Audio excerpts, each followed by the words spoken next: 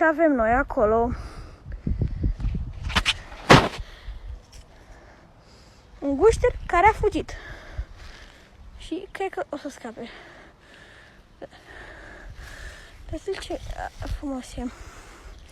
Și mare. Dar cred că o scăpam. Uitați și o șopărliță mică.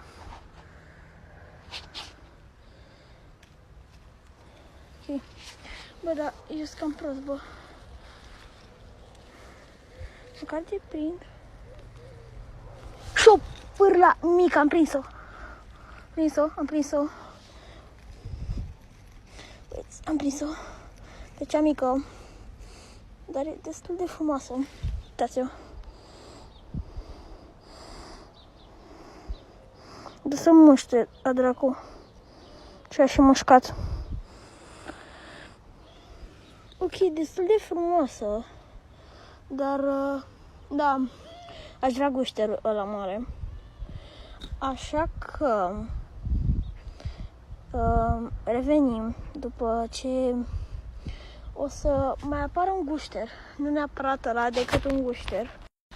Ok, plecăm, ne jucăm un pic cu șopârlița asta mică, îi dăm drumul și după revenim cu update, adică să așteptăm să iasă gușterul ăla, să caca pe mâna. Ok, și da, dacă vă întrebați, o să mă apuc să postez cu șopârile. Ok, am revenit, o să mergem să vedem dacă a ieșit și gușterul ăla. Da, și da, apropo, eu prind șopârile și le țin într-o casoletă în care au nisip, în care apă, pietre, frunze, așa, dar le țin decât o zi. Și următoarea zi le dau drumul.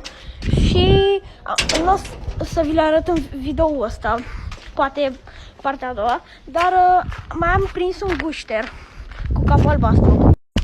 Și nu vi-l pot arăta acum, așa că o să vi le arăt în partea a doua. Ok, am ajuns. Să vedem dacă e și gușterul. Nu prea-l văd. Uite-l!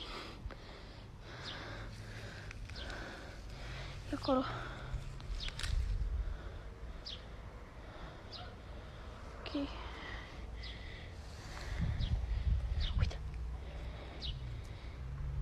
Ai capul lui. Partea a doua, uite-l.